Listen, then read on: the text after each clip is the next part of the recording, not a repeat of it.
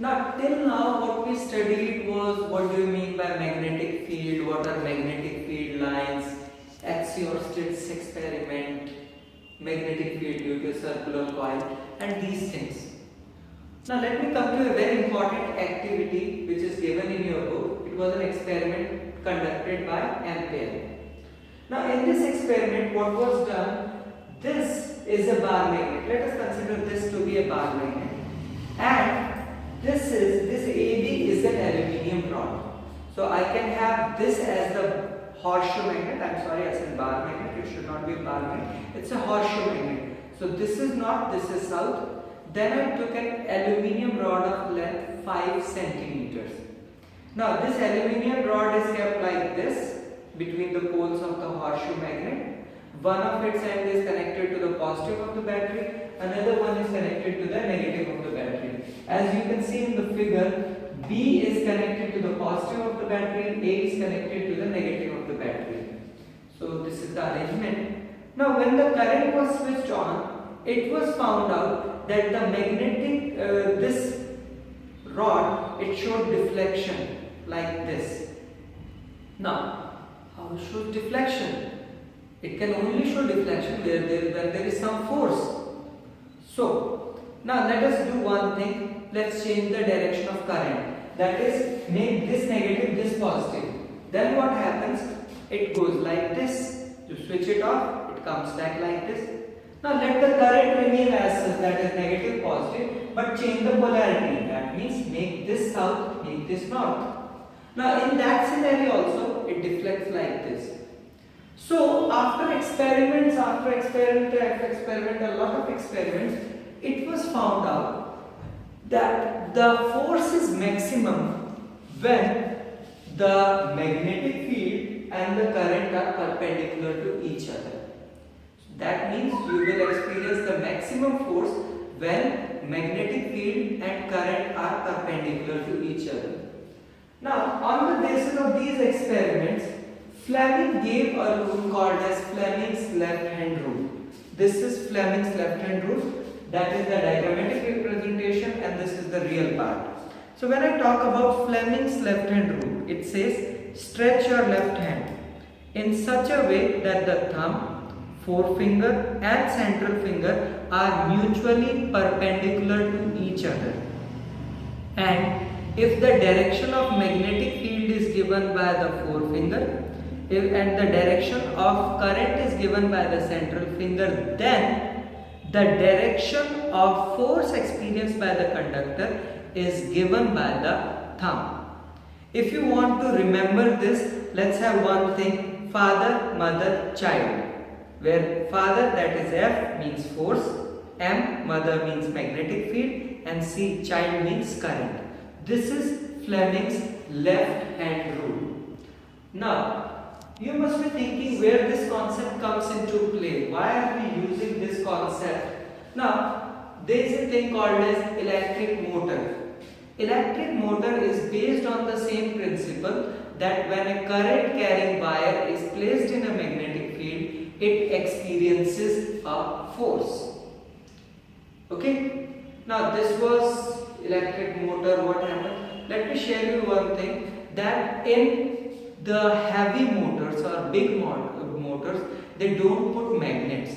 Instead of that, they make it a solenoid. That means they put coil, a lot of coils. So what happens when you switch it on, it becomes a magnet. When you switch it off, it loses its magnetism. This is called as electromagnetic part. Okay. Now let me come to the next thing. Let us try to do the reverse of this. Now in this what we did, we had magnetic field and current given and force was found out.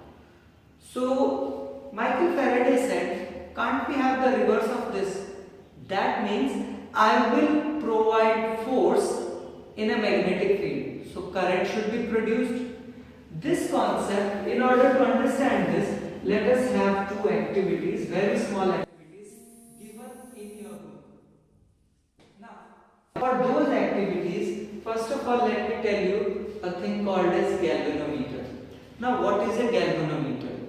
A galvanometer is a device and the center of which you will find it's just kind of a device at the center, as you have seen a lot of devices just like this. The numbers will be there 1, 2 like this. At the center it is 0 and this may be the pointer.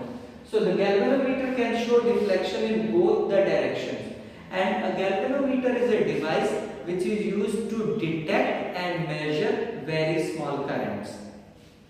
Now let me come to the experiment part. What you need to do, you have to take a solenoid. Let me do this. First of all, let us take a solenoid.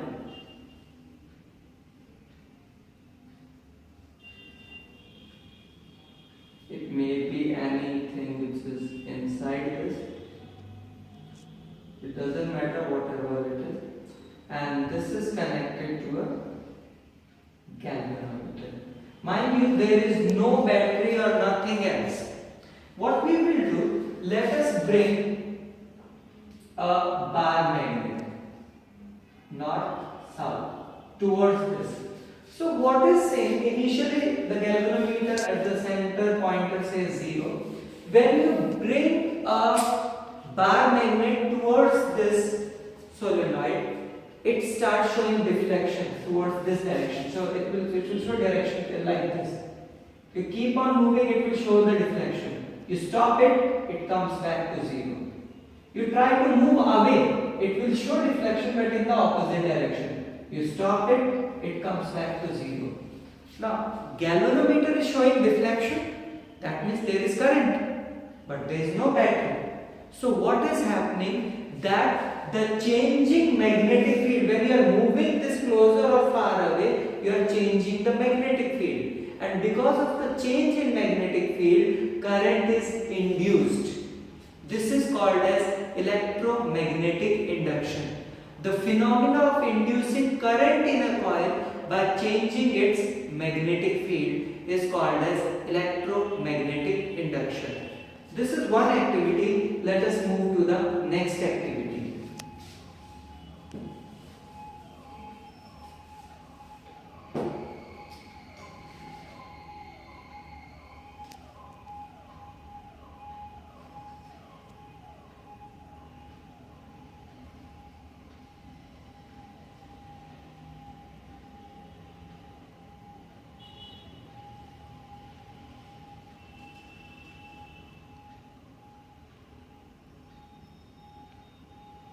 So this is the arrangement. We have two coils.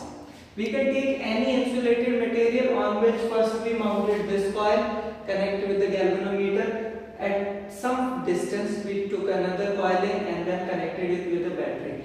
Keep in mind one thing, this can be an insulator. Don't worry that it's a conductor or what. It can be an insulator, plastic or anything. Now what is seen, that when I just switch it on by putting the key, the galvanometer shows a momentary deflection. That means just like this. It deflects and comes back to 0. You put the key there, it will not show any deflection. Now what you do, you just take it out. So what happens, it shows again deflection but in the opposite direction, it comes back to 0. So what is happening, when you are putting the key in or out, the magnetic field is changing.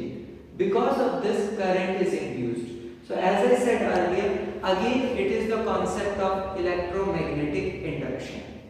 Now, in order to understand this, we have to take Fleming's right hand rule. This is a rough part of this. Okay, it is for right hand also you can. Now let me explain Fleming's right hand rule. It says, stretch your right hand in such a way that the thumb, forefinger and central finger are mutually perpendicular to each other.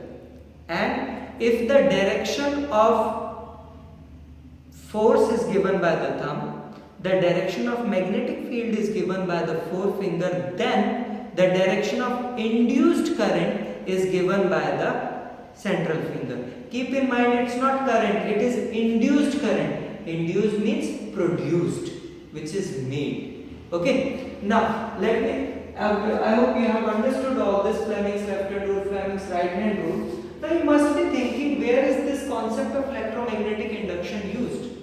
Electromagnetic induction is used in making a device called as AC generator. So, electromagnetic induction is the principle on which an AC generator is based. Now, the topic came about AC and DC. Let us discuss what do you mean by AC and DC. So, first of all, let's move with DC. DC means direct current. Direct current means that it is always moving from positive to negative, it won't change. It has only two values, that is, it will either go to 0 or positive, 0 or positive. Okay? Now, in battery cell we have DC. AC is your alternating current. Alternating current means that it will change its frequency after a fixed interval of time. And the graph for this is just like this. See, it is going in positive as well as negative part. In India, the frequency of AC is 50 Hertz.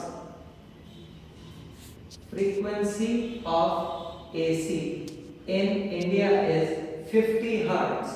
That means in 1/100th of a second, current changes its polarity. That means positive becomes negative and negative becomes positive. Now, why do we use AC? Because the current loss in AC is much less over a long distance as compared to DC. That means that if I take DC and if I try to transmit it to a longer distance, I won't get current. It will be very less. AC, it can be transmitted to a long distance without much loss of power. That's why we use AC current. Okay. Now let us continue with the topic. I explained you Fleming's left-hand rule, Fleming's right-hand rule. Now the last topic of your chapter is called as domestic electrical circuit. Domestic electrical circuit means that whatever electricity you are getting in your homes, house, the connection and all that thing. So from the poles from which you get the electricity, you get two wires. One is a neutral wire and one is a live wire. The live wire is of red insulation while the neutral wire is of black insulation. This diagram is made with the blue marker, so it's blue, otherwise it should be black, the actual diagram. Now, after this it comes to the electricity board fuse, which they put, the electricity people put it, and the electricity meter. Now, after meter it goes to the MCB, that is main distribution box or main circuit box.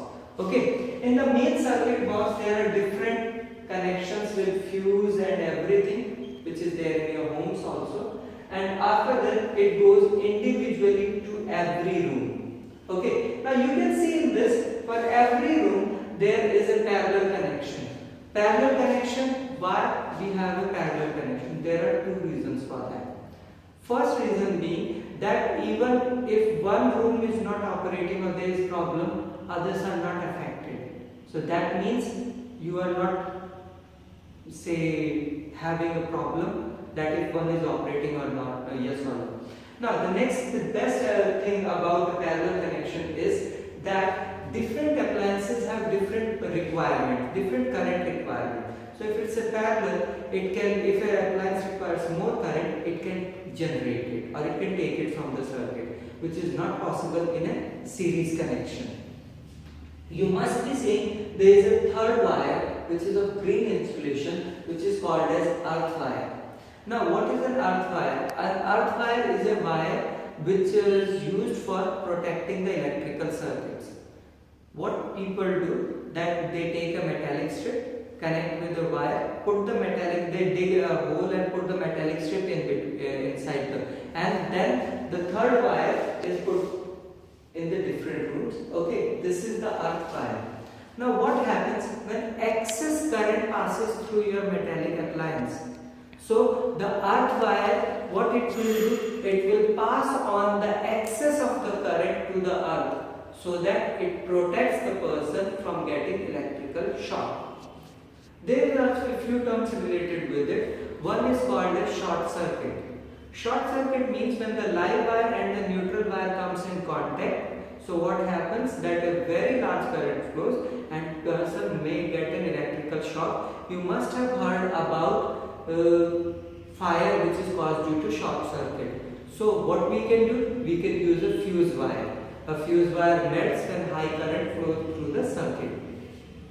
Now, there is one more thing called as overloading. Overloading means that when an appliance overdraws current, that is draws more current, this is called as overloading. Because of overloading also your appliances may get damaged, so use a fuse wire, that also prevents it. Okay, this is the chapter. For other details, you can go to my website aniliyadav182.feedly.com. Thank you.